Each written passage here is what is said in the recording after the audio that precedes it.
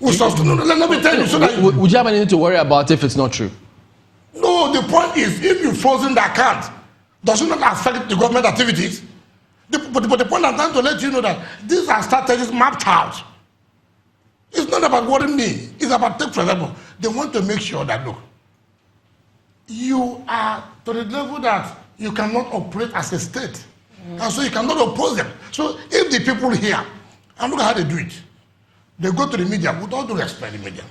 Oh, we have discovered one of the state accounts that we use for money laundering. Yes, they put it on the front line, yes. Some people argue that you are more in the media than the federal government is on River State. When it comes to River State, it will seem that every single action of the federal government, you are already, seeing one step ahead, suspecting, even when there is nothing. It's just suspecting. Yes. It means I don't have the fact. Let me tell you, you see, they could say that now. Let me tell you, I know the system. I know the system. So who set the rules? I'm not the kind of person you wanted to sit back. No, it's not true. Governor Wike, the question is who set the rules? Because it would seem that from all that you have said, it's not new. I mean, you talked about them giving you Alamesia treatment. You spoke about that suspicion of them giving you that. It's intelligent. Let me tell you something. The point is this. The problem we have here, we always think that, and that is what we should know. My intelligence must not only come. The question is, what was the Alamesia treatment? Well, you know what happened. You know what happened. Do you think he was guilty in that instance? I don't want to go into that.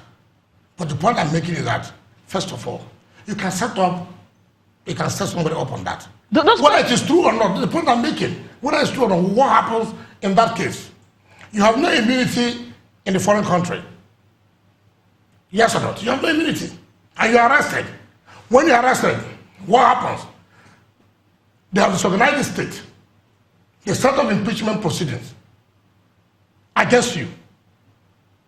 So it is not, you see, whether they will achieve it or not, is it material? Are you saying... But there's a crisis in the state. Was the former governor set up? Late Alamesia is not alive. Sadly. But the point I want to say is that this is what they intend to do. Yeah, but you have also... Go ahead. I'm just wondering, because part of the point, if I understand the sequence of the question, isn't this as a result of the bad precedents that the PDP set? No, which bad precedent? For instance, security. Yes. We remember what happened the last time when they had Buhari CP. It is not correct. And now, you see why I say it is not correct. And with all due respect, whether you like it or not, Mbu was not here when we had the election. Mbu was not here when we had the run.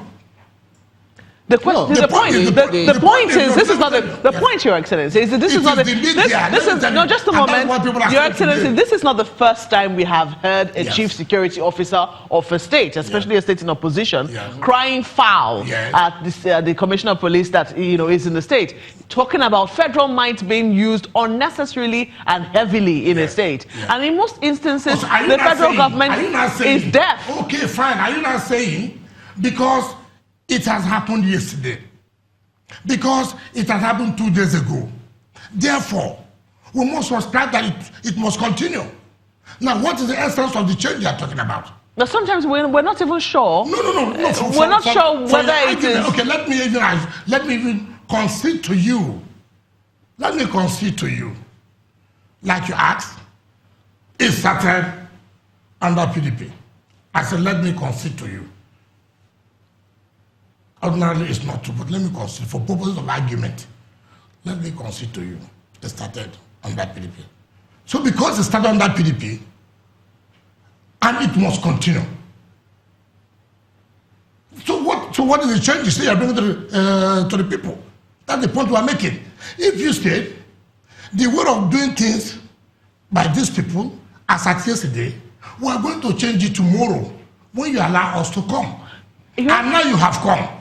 What is that change you have not effected? You are even doing even the worse than what you are talking about the previous administration. I'm curious, though. You're not the only governor in opposition. Yeah. I mean, there are a number of other states that are PDP states. No, just a moment. Yes. You have neighboring Bayelsa. It's under the PDP. You have neighboring Delta states. It's under the PDP. Yes. A lot of the South states are under the PDP. Yes. But you're the only one who has talked about assassination more than once. Yes. You're the only one who has talked about your CPs being changed. What do you think is particular about River State that the politics is very bitter? If you put all the states together, for example, they will tell you that they want River State. So you ask yourself, of course you know why they want River State. I mean, the APC wants River State. Of course, by all means. But why not Akwa Ibom? Oyegun, let me tell you, you had when Oyegun cried when they lost the Supreme Court. Oyegun said, the national chairman of APC cried. He said, look, that we have lost the most important states. No matter how you look at it, that these are the states that is key to development. Why do you think the national chairman of APC cried on the national television? Why do you think Rivers holds that level of importance? It doesn't get the most money from the Federation account if it's about money. No, it's not. No, the point is, which you have not answered. Why did Oyegun cry? National chairman of the party, when they lost at the Supreme Court, why did he cry? Why did he say that, look, we have lost everything. These two states are the most important states to them. Why would a national chairman of a party make such a statement? And why would you think that what they are doing, you see, everybody has this one step. There are some people whom it may be happening to them. They may want to say, look, I have no problem with you. I'm willing to work with you. Some people have come to me to say, look, why not take your own? I said, look, I must have to cry out.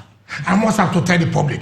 I will not be a party to this. You're just aggrieved because Mr. President, after saying he was going to visit those states where people were killed, didn't come to Rivers State. No, that is far from it. Like you know my position there. I said the president is the president of a country. He has the right to come to Rivers State. But what I disagreed was that you are coming because of insecurity. No, you come to that. An armed robber operated and killed 15 people.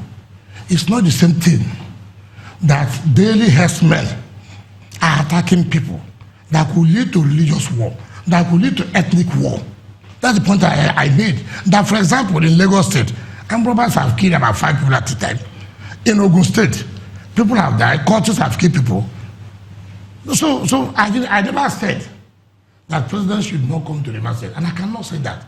But what I said, if it is as regards to, because at the time this was happening, you can see the problem in Benue State, in Taraba, in Zamfara, in Plateau. So these are different. So you can't put us together. All right. And that was